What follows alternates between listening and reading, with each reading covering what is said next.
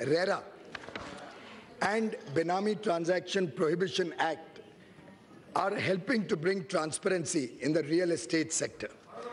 The Fugitive Economic Offenders Act 2018 will help confiscate and dispose of the assets of economic offenders who escape the jurisdiction of the laws in India.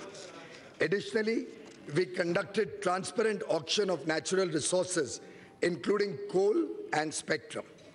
We have walked the talk. Swachhata.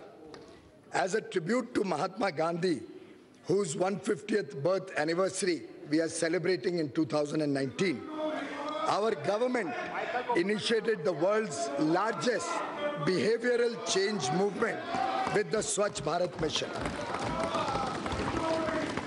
India has achieved over 98% rural sanitation coverage, and as many as 5,45,000 villages have been declared open defecation free. It is a holistic program and has succeeded in changing the mindset of our people. व्यापक जन भागीदारी से लोगों ने इसे एक सरकारी योजना से राष्ट्रीय आंदोलन बना दिया है। स्वच्छ भारत अभियान की सफलता के लिए मैं देश के 130 करोड़ जनता का तहे दिल से धन्यवाद करता हूं, जिन्होंने इसे पूरे हृदय से अपनाया। गरीब और देश के संसाधनों पर पहला अधिकार गरीबों का है। सरकार ने मौजूदा आरक्षण जो कि एससी, एसटी, अन्य पिछड़े वर्ग के लिए है, उसको पूरी तरीके से पूर्ण रूप से बरकरार रखते हुए गरीबों के लिए भी अब शैक्षणिक संस्थानों में और सरकारी नौकरियों में 10% का आरक्षण सुनिश्चित किया है।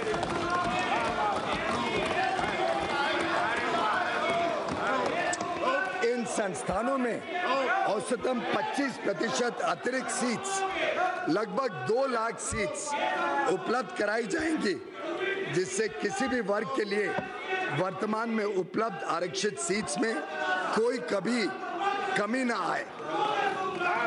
गरीबों और मध्यम वर्ग के परिवारों को सस्ते दाम पर अनाज उपलब्ध कराने के लिए वर्ष 2018-19 में लगभग 1,70,000 करोड़ रुपए का व्यय किया गया, जो वर्ष 2013-14 के खर्च के मुकाबले लगभग 2 गुना है। 13-14 में मात्र 92 करोड़ रुपए लगभग खर्च हुए थे। हमने यह सुनिश्चित किया कि अनाज सबको मिले और किसी को भूखे पेट नहीं सोना पड़े। मनरेगा के लिए भी बजट एस्टिमेट 2019-20 में 60,000 करोड़ का आवंटन किया जा रहा है। जरूरत पड़ने पर और भी धनराशि उपलब्ध करा दी जाएगी। We have worked to bridge the urban-rural divide in the country. Honorable members in this august house, many of whom are from rural areas, will agree that several times in the past, only empty promises have been made to the people living in our villages. During the last 5 years, we have undertaken targeted expenditure to improve their quality of life in all its dimensions. हमारा उद्देश्य है कि गांव की आत्मा बरकरार रखते हुए वहां भी शहरों जैसी सुविधाएं उपलब्ध हो।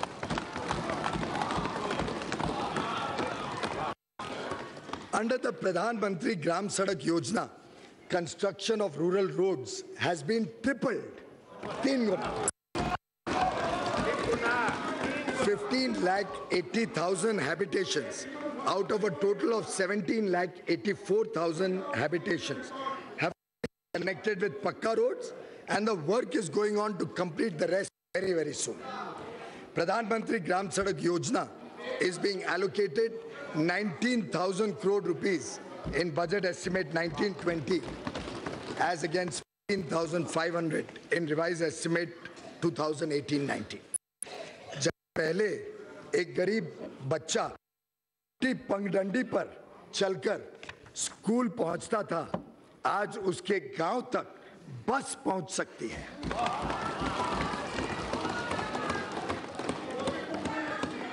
During the period 2014-18, a total number of 1,53,000, 1,53,000 घर प्रधानमंत्री आवास योजना के तहत हमने इस देश में मात्र 5 वर्ष में बनाए, जो पहले के मुकाबले 5 गुना है।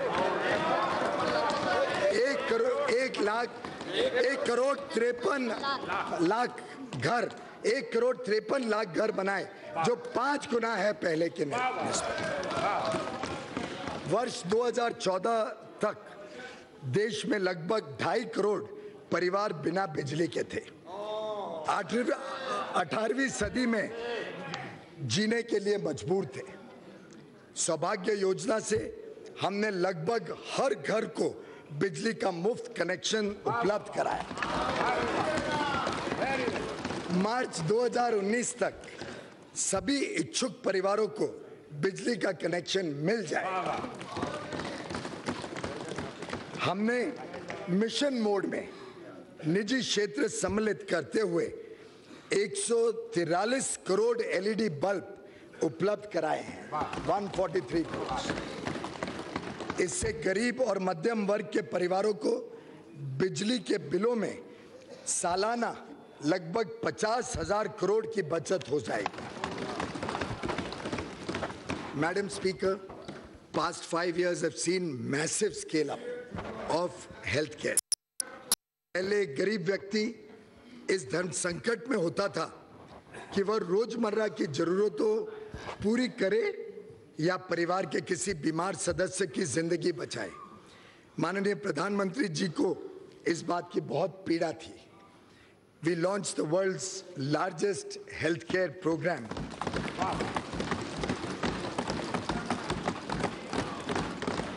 Ayushman Bharat, to provide medical treatment to nearly 50 crore people.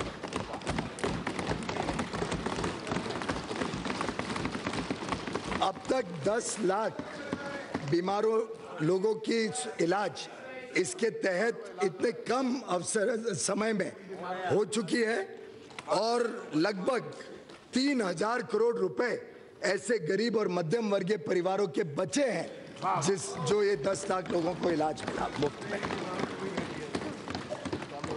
लाखों गरीब मध्यम वर्गीयों को इस बात का भी है जो कीमतें कम हुई दवाइयों में, कार्डियक स्टेंट में, नी इम्प्लांट्स में, और आज दवाइयाँ प्रधानमंत्री जन औषधि केंद्र में बहुत ही सस्ते दरों पे मिल जाती है।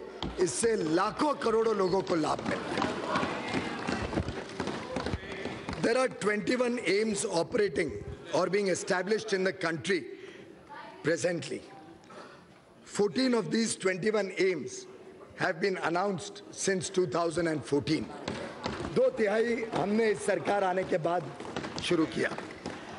आज मुझे खुशी है आप सबको बताते हुए कि जो 22वां एम्स है, अब मेरे राज्य में जहां मेरा परिवार जहां से आता है, हरियाणा में अब 22वां एम्स लगने जा रहा है। और शायद वहां की जनता ने जिस प्रकार से सरकार का आकलन करते हुए कल जीत दी, इस बात का भी प्रमाण है कि अच्छी सरकार कैसे दी जाती है।